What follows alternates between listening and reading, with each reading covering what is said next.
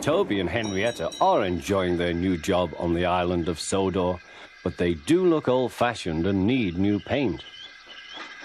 James was very rude whenever he saw them. "Ugh, what dirty objects," he would say.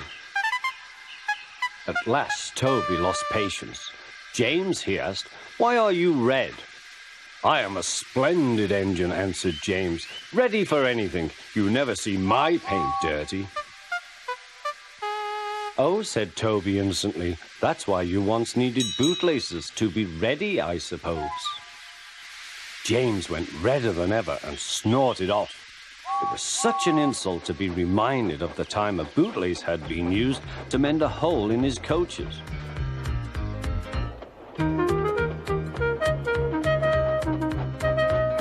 At the end of the line, James left his coaches and got ready for his next train. It was a slow goods, stopping at every station to pick up and set down trucks.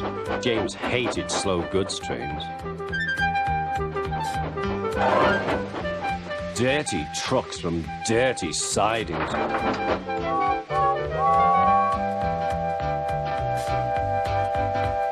Blech!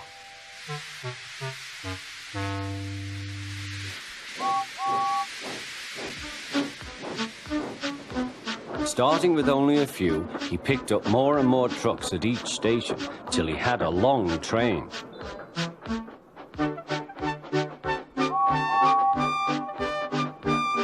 At first, the trucks behaved well, but James bumped them so crossly that they were determined to pay him back. Presently, they approached the top of Gordon's Hill. Heavy goods trains halt here to pin down their brakes. James had had an accident with trucks before and should have remembered this. "Wait, James, wait," said the driver, but James wouldn't wait. He was too busy thinking what he would say to Toby when they next met.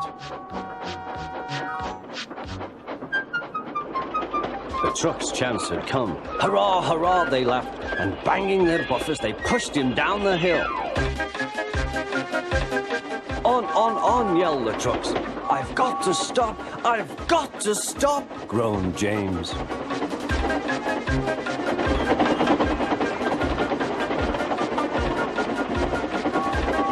Through the station they thundered. Disaster lay ahead.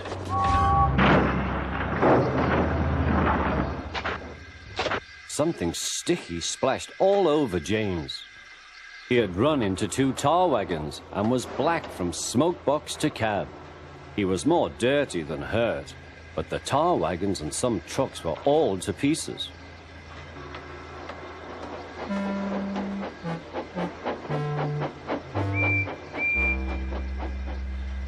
Toby and Percy were sent to help and came as quickly as they could. "Look here, Percy," exclaimed Toby. "Whatever is that dirty object?" "That's James, didn't you know?"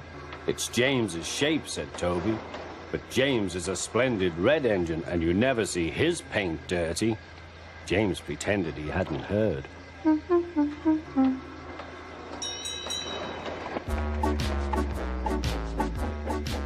Toby and Percy cleared away the unhurt trucks and helped James home.